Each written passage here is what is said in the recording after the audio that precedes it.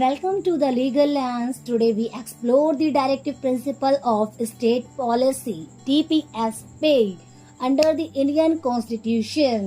The Legal Lens में आपका स्वागत है। आज हम भारतीय संविधान के अंतर्गत राजनीति के निदेशक सिद्धांतों यानी कि DPSP का अन्वेषण करेंगे। Very good. तो चलिए आगे बढ़ते हैं, लेकिन उससे पहले आप मेरे चैनल को सब्सक्राइब करना ना भूलें। प्लीज सब्सक्राइब कर दें, लाइक कर दें, कमेंट कर दें, शेयर कर दें जरूर। तो चलिए अपने टॉपिक की तरफ बढ़ते हैं।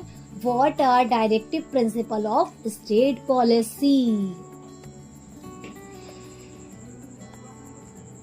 राजनीति के निदेशक सिद्धांत DPSP सरकार द्वारा कानूनों के निर्माण के लिए दिशा निर्देश है, जिनका उद्देश्य ऐसे सामाजिक और आर्थिक स्थितियां बनाना है जिनमें नागरिक एक अच्छा जीवन जी सके। क्लियर है? राजनीति के निदेशक सिद्धांत भारतीय संविधान के भाग 4 में निर्धारित दिशा निर्देश है।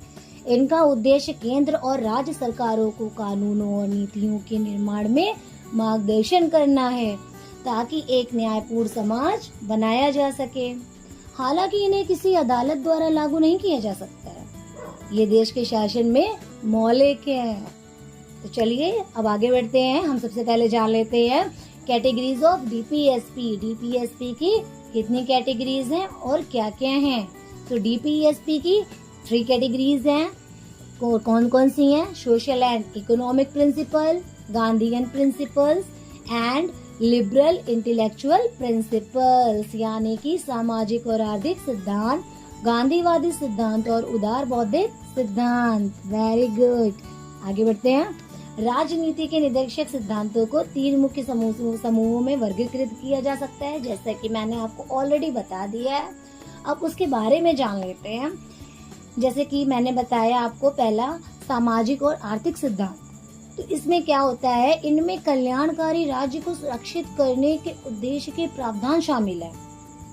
जैसे कि मान लेते हैं कमजोर वर्गों की शिक्षा और आर्थिक हितों को बढ़ावा देना, समान कार्य के लिए समान वेतन सुनिश्चित करना और काम, शिक्षा और सार्वजनिक सहायता या अधिकार सुनिश्चित करना। क्लियर है? आगे बढ़ते हैं। सेकेंड पॉइंट आपका क्या था? गांधीवादी सिद्धांत। ये गांधीवादी विचारधारा पर आधारित है, जिनमें कुटीर उद्योगों को बढ़ावा देना, मादक पेय या ड्रग्स का निषेध और ग्राम पंचायतों को बढ़ावा देना शामिल है। थर्ड पॉइंट आपका है उदार बौद्धिक सिद्धांत। इनमें सभी नागरिकों के लिए समान नागरिक संहिता सुनिश्चित करना, निशुल्क कानूनी सहायता प्रदान करना और न्यायपालिका को कार्यपालिका से अलग करना शामिल है। क्लियर है? अब आगे बढ़ते हैं।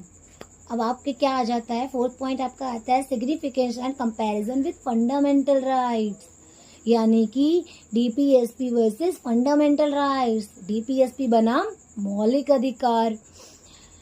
हालांकि राजनीति के निदेशक सिद्धांत कानून द्वारा लागू नहीं किए जा सकते, भाई नहीं किए जा सकते हैं, ठीक है। वे सरकार की नीति निर्माण प्रक्रिया में मार्गदर्शन करने में महत्वपूर्ण है। ये सरकार के प्रदर्शन को मापने के लिए एक मानदंड के रूप में कार्य करते हैं। इसके विपरीत मौलिक अधिकार न्याय संगत और अदालतों द्वारा लागू किया जा सकता है। हालांकि दोनों का उद्देश्य भारत में सामाजिक, आर्थिक और राजनीतिक न्याय की रूपरेखा स्थापित करना है। आज के लिए बस इतना ही।